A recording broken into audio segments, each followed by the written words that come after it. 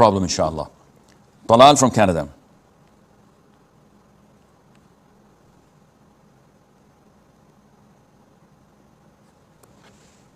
Assalamu alaikum. Alaikum salam wa rahmatullah. Sheikh, there was a man praying Tarawih beside me, and he was with his child, who is probably around 2 years old.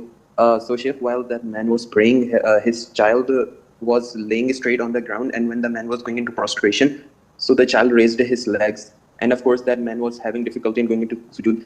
So, Sheikh, I was nearly about to laugh, but I controlled it, because if I didn't control it, then my prayer would have broken. But I was smiling. So, Sheikh, is this kufr? Because I think the reason to laugh was that the child is naughty, but I didn't have any intention of making fun of prayer. Where is the kufr coming from?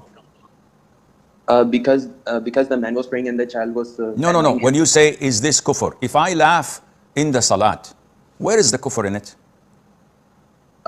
No, because the laughing would be because I was laughing at the child. Okay, is the child something related to Islam?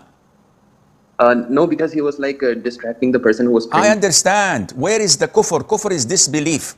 Number one, did you disbelieve in Allah or the Quran or the Sunnah? Yes or no? No. Did you disbelieve in the obligation of salat? Yes or no?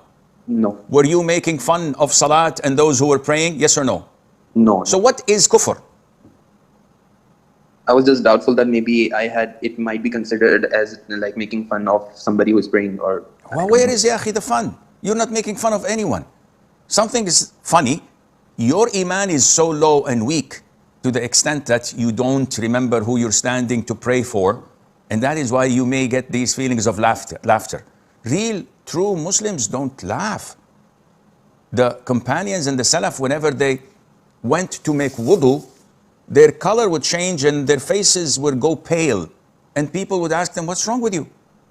And they would say, in fear, don't you know who I am about to stand in front and pray to? This is their fear of Allah. Not that they're praying and then they're laughing or smiling or giggling because a child was playing. So the worst that we could say is that if you laugh, your prayer is invalid. There is no kufr at all in this.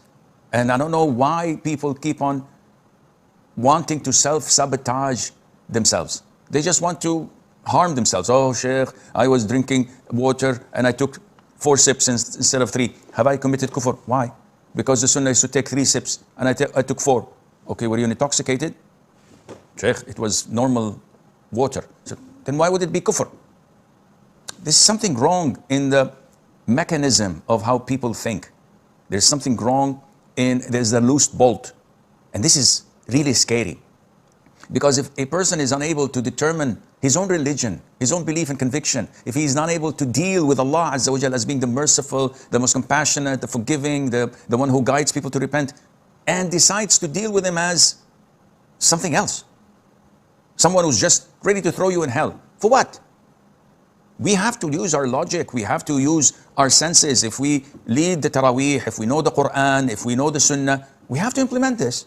It's not just there for barakah. It's there to ponder upon, to contemplate upon, and to implement in our lives.